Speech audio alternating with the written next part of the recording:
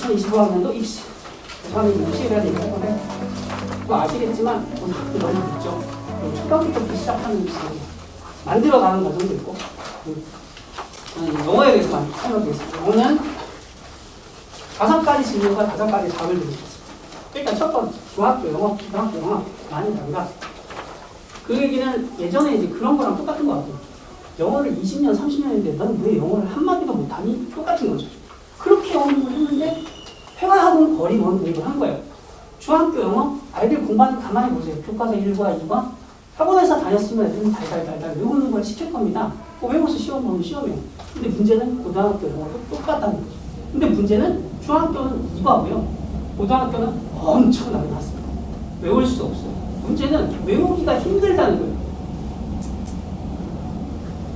중학교 AB 등급의 상당수가 고1 모의고사 4, 5등급 출발합니다. 이거는 이제 시험 보시면 아마 적나라하게 보실 건데 그걸 막으려고 방학 동안에 줄차게 공부시킬 겁니다.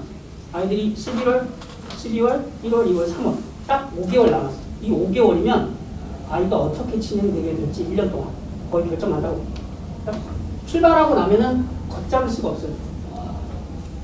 뭐 중학교 고등 영어는 이 부분들은 이제 읽어보시고 간단하게 보겠습니다. 자, 수능 영어 절대평가 공부하는 쉬운가에 대한 질문입니다. 우리가요 절대평가라고 하니까 90점을 넘습니다. 90점을 넘으면 1등급입니다. 아시겠지만 수능 그 성적표상에 점수가 기재되지 않아요. 그러니까 1등급인 거예요. 무조건 90점이면 99점 1등급이고 100점 1등급이고 문제는 수능 영어 1등급의 비율이 2021년도에 12.66%였어요. 그럼 12.66% 상대 평가가 어떻게 되냐면 4%가 1등급, 7%가 2등급이에요. 합치면 11%잖아요. 그럼 11%의 100명 중에 11명이 들어가는 비율을 1등급이 받은 거예요. 무지하게 쉬웠죠. 이것만 보면 그렇습니다. 마지막 직접 연계 수능이라고 적혀있죠. 이 직접 연계라는 말을 잘 눈여겨보세요. 연계율 70%. 그래서 도대체 어떤 시험인지를 보여드리겠습니다. 수능 특강이라고 하는 3학년이면 반드시 봐야 되는 교재가 있어요. 이 교재에서 연계합니다. 연계가 무슨 말이냐? 이게 수능 특강 영어 독해라고 하는 좀 어려운 교재에 속하거든요. 근데 이 교재가 12강의 11번 지문을 이렇게 줬습니다. 시작을 인으로 해서 끝날 때 뭐 어쩌고저쩌고 끝났습니다. 그게 2 끝났죠? 이거를 1년 동안 공부한 거야, 아이가? 물론 1년 공부한 건 아니죠. 한 3일쯤 끝납니다, 책이. 이거 보고 난 다음에 2021년도 11월에 수능을 봤습니다. 그랬더니 똑같은 게 나왔네. 빈칸이네. 똑같네. 답이죠. 이거는 10문제가 그래요. 10문제. 보통 7문제에서 10문제. 그러면 이제 설명이 되죠. 10점, 20점이 이걸로 왔다 갔다 하는 거예요. 그죠? 그게 직접 연계의 파괴력이고. 이번엔 비연계에 대해서 말씀드리겠습니다. 연계율 70%는 직접 연계와 간접 연계를 섞었다는 얘기예요. 근데 직접 연계가 있을 때는 아까 똑같은 질문을 가는데 비연계의 소재만 같을 경우, 여기 보시면 더 리즘부터 시작해서 어쩌고저쩌고 나가는 글이 있고요. 수능에서는 디피컬트 어쩌고저쩌고 나가는 글이 있습니다. 그리고 밑에는 이게 EBS에서 이 시험 끝나고 난 다음에 달아놓은 거예요. 수능 끝나고 난 다음에. 연계율이 이랬다. 주제추론 문항의 지문으로 이게 순서 문항의 지문과 유사한 소재인 인간과 기계의 상호작용을 다룬 거다. 애들 눈에 이게 똑같이 보이겠냐는 거죠. 절대 그렇지 않습니다. 애는 완전히 다른 글이에요. 이게 비연계입니다. 그럼 비연계 글이 이렇게 나오고요. 아까 보였던 직접 연계 글이 그렇게 나옵니다. 수능 영어 1등급의 연대별입니다. 2019학년도 대수능 5.3%예요. 무지하게 어려웠죠. 직접 연계. 여기부터 여기까지가 직접 연계예요. 2019년도 5.4, 2020년도 7.44, 갑자기 2021에 11.66이 됐어요. 왜 그랬을까요? 코로나죠. 코로나 때문에 애들이 학력이 떨어진 걸 다 알아요. 시험 문제 어렵게 될 수가 없어요. 여기까지가 직접 연계율이 적용되는 겁니다. 그러면 이제 직접 연계율이 깨졌어요, 올해부터. 그래서 6월 달에 목표 5.51%, 9월 4.87%, 여기는 아마 4에서 5 사이 왔다 갔다 하겠죠. 쉽습니까? 절대 쉽지 않습니다. 수능은 얼마나 어려울까요? 이거 지난번에 뭐 저희 교재 만들 때도 만들어 보여드렸던 건데 그냥 간단하게 보여드리겠습니다. 맨 처음에 시작을 이수로 했고요. 끝날 때 쭉 읽어보시면 아시겠지만 온통 쉼표밖에 없습니다. 쭉 가서 마지막에 여기 마침표가 있어요. 영어는 한 문장이에요. 우리 애들은 I am 탐 세대죠. 이렇게 해갖고 여기서 한 번 끝날 거예요. 이쯤이면 끝나면 중급 정도 되지 않을까요? 그리고 여기 어쩌다가 뭐 관계사라도 하나 나오겠죠? 이 질문을 읽다가 끝나요. 무슨 말인지 모릅니다.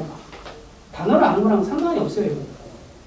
그러니까 해득률이 없는 거야. 아이가. 독해를 못하는 겁니다. 단어를 모르는 것도 모르는 거지. 근데 이게 고등학교 1학년 문제예요. 이거 엄청 어려운 것 같지만. 그러면 이게 계속해서 어려워졌을 경우 어떤 일이 벌어지냐?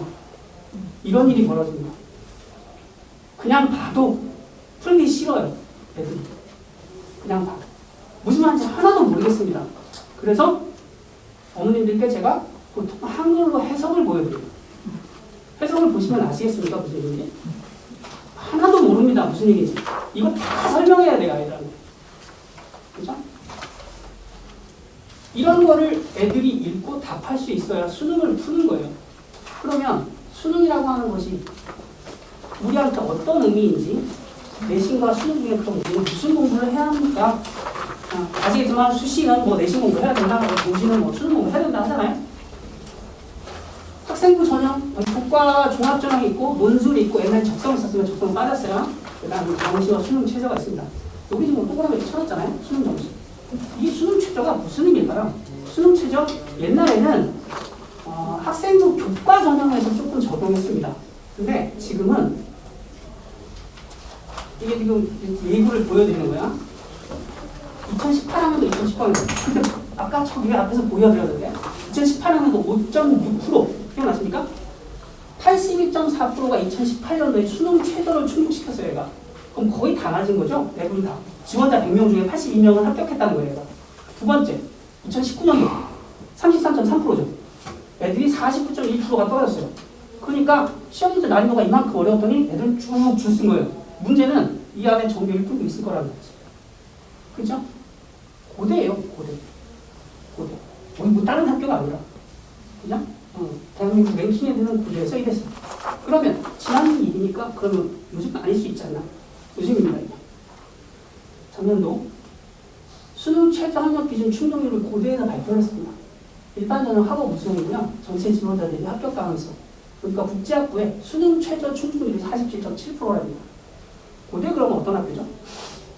학교에서 최소한 한 10등은 해야 돼요. 그죠?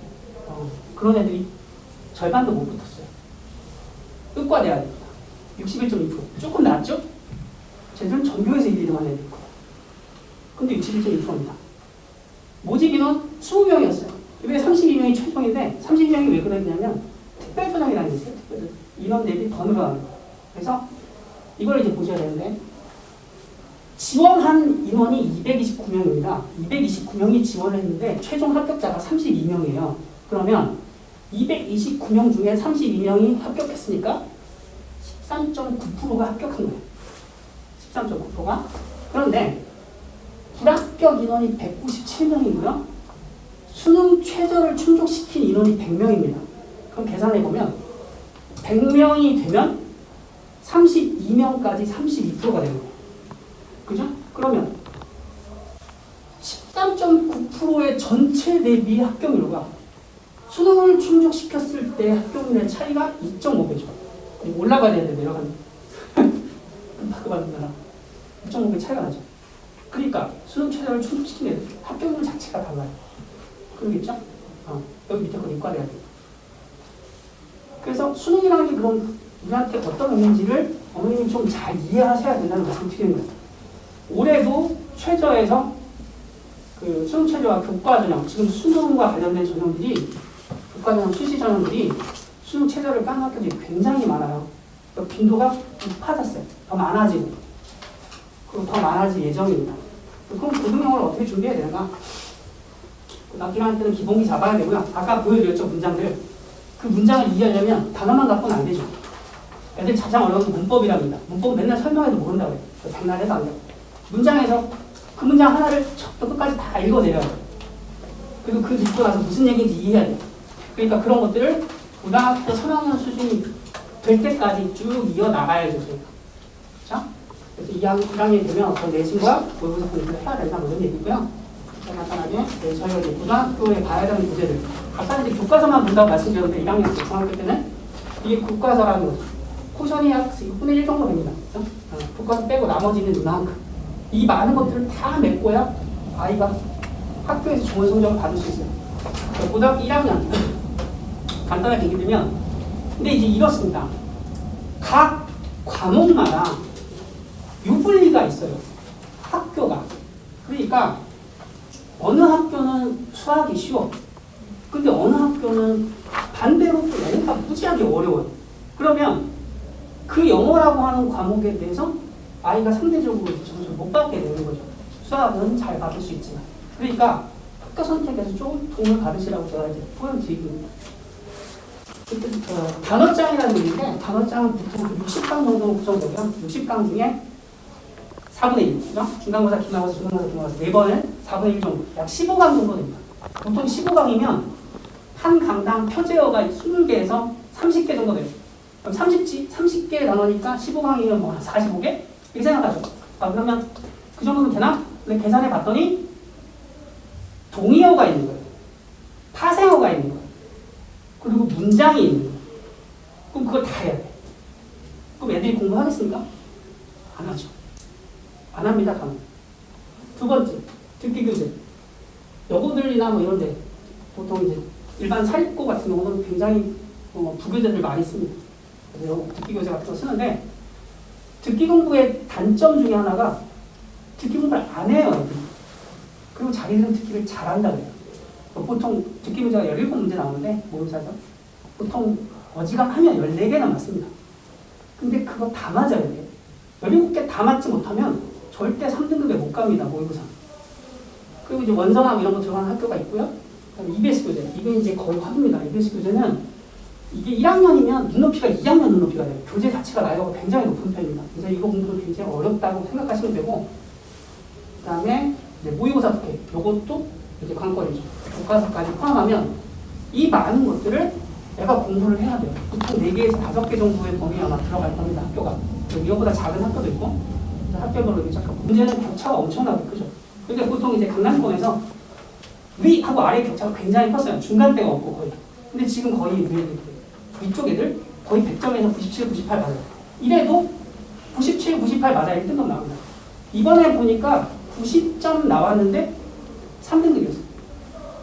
수학하고 다르죠. 영어는 기본적으로 요즘에 애들이 뭐 외국 경험도 많고 외국 살던 애들도 많고 그러니까 자기 점수를 이미 갖고 출발하는 애들이 상당히 많아요. 그러니까 이미 그 애들하고 싸움을 내가 쫓아가면서 하기에는 굉장히 이제 늦은 거죠. 그래서 학교에서 붙으면 걔들은 이미 자기 점수 받는 애들이고 자기는 3등급 될 거냐 4등급 될 거냐 이렇게 생각하는 거죠. 그런 부분들이 이제 애들한테 힘든 거죠.